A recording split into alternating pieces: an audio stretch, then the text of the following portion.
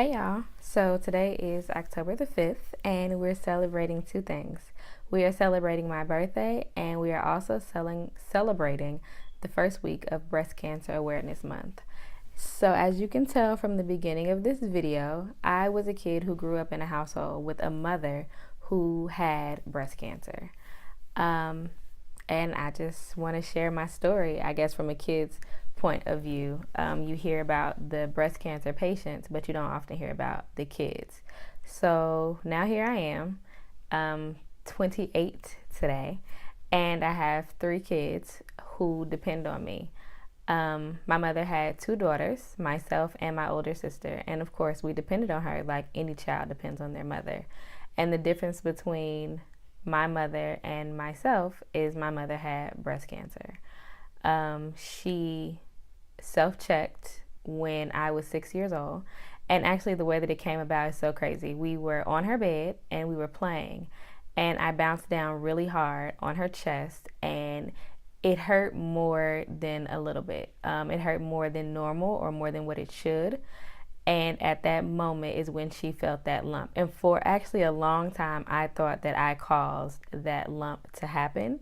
Um, in my head as a 6 year old, and I knew that I knew when she found out, because at that moment is when she discovered the lump. I was sitting there, we were talking. I wasn't in trouble. She didn't yell at me or scream at me or anything. I just knew that something was wrong and that I had caused that problem. And from that day forward, life was so different. Between chemotherapy and radiation, she had a mastectomy, she had a hysterectomy. She had to have reconstructive surgery of her breast. She had to have skin patches removed. I'm sorry if this is too graphic for anybody, but this is what it was. She had to have skin grafted from her thigh. She didn't have any nerve endings in her breast, in that particular breast anymore, so she couldn't feel anything. There was a time when she burnt herself really bad on that side of her chest and had to be skin grafted again to cover the burn. It was a lot, and that breast cancer finally went to remission, but breast cancer spread into multiple other things. She had to have lymph nodes removed. She ended up having to have a hysterectomy. She ended up having to have her ovaries removed. And eventually that cancer that started in the breast eventually made its way to her bone, from the top of her head down to the bottom of her feet. I actually don't know what stage breast cancer she was in. I'll ask my sister and I'll put it down below in the description box. But she passed away in August. She passed away, I want to say, the first week of August, if I'm not mistaken. Yeah. And I was getting ready to turn 14. I was getting ready to start high school. And I didn't tell anybody that my mother had passed away.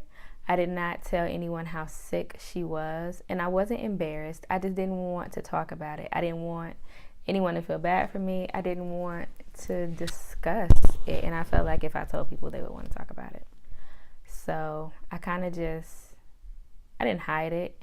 There were people who knew, but it was never a topic of discussion. Like, my friends didn't even really know. When she passed away, I didn't really tell anybody. She passed in August. We started back to school, and my sister signed me up for school. I'm sorry, I'm looking away from the camera so much, but it's kind of a touchy subject. My sister signed me up for school. This is my freshman year of high school, and this is a few weeks after she passed away. I started my freshman year of high school, so it was tough. A young girl coming into her own, going into high school, having to go and live with people who she'd never lived before, and they were family members, but you don't know people until you live with them, and they didn't know me either until they lived with me, and it was a hard transition that did not end well. I ended up moving to another state with another family member who I don't think she knew exactly what she was getting herself into, with a young, grieving teenage girl who didn't know how to express her feelings. And that didn't end too well either. Needless to say, I'm here, and today I'm 28. And I just want to say this: self-checking is very important. Be diagnosed early. Try to make sure that you do everything that you can to keep your child from being the one who has to go through the emotional roller coaster and the ups and the downs. Now, granted, people self-check all the time, and everybody just doesn't make it. And unfortunately, my mother was one of those unfortunate circumstances. But needless to say, what I have learned is that self-checking is extremely important. Early diagnosis can save lives. Try to eat healthy. Try to drink, clean, good water. Try to keep your alkalinity up inside of your body. If you don't know what that is, I'll post a link down below about alkalinity, and you can check that out. But I just wanted to post this video just to say self-check. Make sure you self-check. And if you're interested in knowing how to self-check, keep watching and I'll give you a demonstration. Alright, so real quick, how to do a self-check breast exam. You want to place your arm above your head so that you have tension, so that everything is kind of pulled tight where this muscle, where your breast muscle or the muscle behind your breast is. So you place your hand behind your head, kind of try to touch, I guess, the back of your neck or right below the back of your neck as far as your hand can go. And you actually want to start under your arm because breast tissue comes all the way down, and you want to check all of that. So you start here and you press in small circles. You want to feel for any lumps, bumps, or thickening that doesn't feel normal. You know how you might have lumps, bumps, and thickening that are always there and have always been there, which is why it's so important to self-check regularly. Know your body. I can't stress enough how important it is to know your particular body, because everybody's body is different. And some people do have lumps, bumps, and thickening in certain areas that is not necessarily cancer. So place your hand behind your back for tension purposes. Start under your arm. And you want to go in small circles, and you really want to take your time and feel. You want to come all the way up here, all the way down between, and you can go around in small circles until you reach right around your areola, and really press and feel for that. And of course, you do the exact same thing on the other side.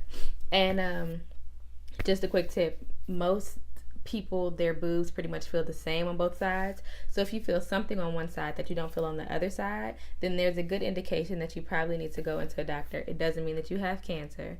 It doesn't mean that anything is wrong. It's just that you need to know that that everything is okay, and that it's regular for your body to feel different on each side. But for the most part, people feel the same, which is why you might see like some pictures or videos of people self-checking like this. But you need that tension, and you need to start under your arm and work your way around, or work your way down and around.